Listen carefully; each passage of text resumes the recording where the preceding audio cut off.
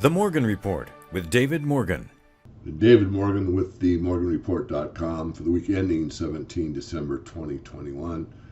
Well, I'll go ahead and start with the stock market, which has been up and down and all around, so to speak. But as I am doing this weekly perspective, we actually have a reverse head and shoulders on the chart. So the neckline would be around, what would be 4,710 roughly on the S&P, the SPX, the SPOOs as it's referred to. And I'll call it 4710, 4715. So watch that. With this reverse head and shoulders pattern, technically it looks as if the stock market, basis the S&P, could become new high territory in the not too distant future. A lot of us, yours truly included, have been talking about how overvalued the market is, and it is. But that doesn't mean you can't get a new print at a higher level. As you can see, I'm on the blog here. Lots of interviews I've been doing more lately. On mostly with John Perez on the Crypto Conspiracy. Number 11 will be coming out probably next week, Tuesday or so. The interview here with David Smith is quite interesting with Lauren McGaugh. She's daughter of Dr. Peter McGaugh, wonderful person. Got to meet her at the Silver Symposium. So lots of information for free on our blog. I'm going to go ahead and move on over to the Twitter account real quick. And I just put up a few today. It's actually retweets on a few of these, talking about what happened to the Roman Empire, talking about Andrew Jackson, love him or hate him. He was the only president to oust the bankers and put the United States debt to zero. Another one on this Bitcoin back and forth. CNBC, Bitcoin may not last that much longer, and academic warrants, and you can get more of that stuff on our blog. I will point out that, as I have a few times, this button has to do with an accumulation program. It's designed primarily for stackers. You can stack gold, silver, platinum, palladium. Over time, you play pretty close to the spot price. However, when you cash out, there is a premium involved, and like all coin dealers, all bullion dealers. So you get to choose what product you want. Obviously, buying a bar is a lower premium than if you're buying a government minted coin.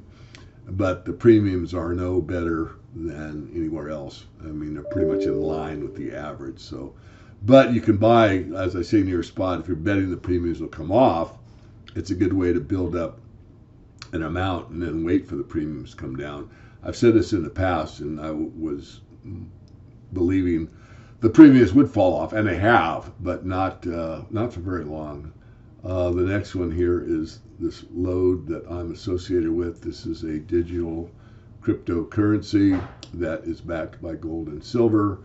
Lots happened in several years I've been involved with them, and it's worth a look for those that are interested in diversifying. I look at it as not your main place to have precious metals, but it's a great place to be able to spend it, check it, and several advantages actually to having it on your wallet. I mean, think about it. If you wanted to leave a certain country, let's say, and move a great deal of precious metals, it'd be almost impossible to do so, but you could have it picked up and delivered to one of the vaults, and then cross borders with your wallet, and then when you're in your new location, you'd be able to retrieve it. So there are some advantages to having it on a system like that. Okay, I am on our YouTube channel. We're almost at 40,000 subscribers. Trying to catch up to the economic ninja that got 100,000 in a year. Well, I guess my personality isn't as robust as his. Anyway, back to the weekly perspective.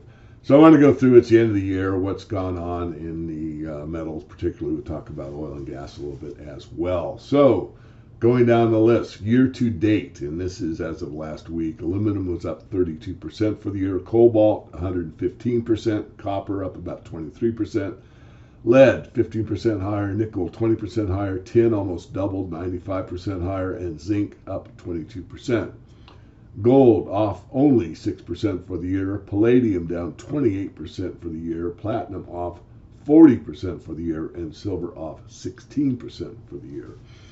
And the gold-silver ratio started working in favor of gold this year, changed by over 10%. For the stock indices, the HUI is off 20% and the XAU is off about 15%. The dollar has gained about 7% on the year. Crude oil is up about 50%, heating oil about 50%, natural gas about 50%, and gasoline up about 60%. So what's interesting from my perspective is that all of the base metals from aluminum to zinc are higher. The lowest up was about 16%, and that was lead. And all the precious metals were off so far for this year. Gold hanging in there the best, and silver second best. Both palladium and platinum got creamed this year, although there aren't many investors that invest in those two metals. The facts are, as I just mentioned. Oil, of course, being the stalwart of all, and that was up, as I said, about 50%. Interesting times, of course, and I think we're going to see a big shift in all the markets, as I've said in the last couple of interviews I've done throughout the markets. Time will tell. I'll rip through a few articles. Obviously, gold and silver have been hammered here recently, and they made a rebound here in the last couple of days. The miners also made a rebound from a very extreme low. This is from the NASDAQ, precious metals. Gold advances as dollar retreats after Fed's verdict. This is on the 16th, which was yesterday. I won't read you the article. This is from Reuters. Gold gained more than 1% on Thursday, buoyed by weakness of the dollar after the U.S. Federal Reserve sped up withdrawal of its pandemic-era stimulus in a move largely priced by bullion investors. Another one from Market Watch, gold prices end a near 2-week low, extend losses after Fed's uptake. Again, the headline's probably enough. On Wednesday, February gold talks about the price settlement. And just so everyone knows, there is no one selling physical gold here. I mean, there's some, but nothing of note. It's all paper. It's none of the wholesalers are buying massive amounts of gold at these levels, or silver for that matter. I think I brought an article up like this recently in one of these perspectives, but here it is. This one was a couple days ago.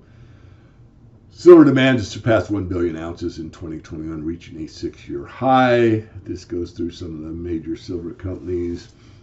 Talked about what these companies are doing drill-wise. And it's a pretty good article. You can look it up. It is Cision, C-I-S-I-O-N. I think I pronounced that fairly close. Article from Kitco, pretty much in alignment with one I just showed. This is undersupplied silver to follow base metals into deficit. The Silver Institute predicts the global silver demand will be over 1 billion ounces this year, meaning 2022. In the November report, Silver Institute states that every area of silver demand is forecast to rise in 2021, including record amount of industrial demand despite ongoing supply issues.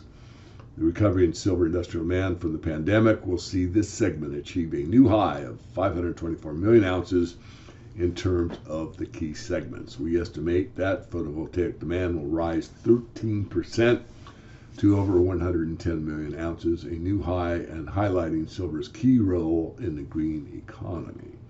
So you can take a look at that article.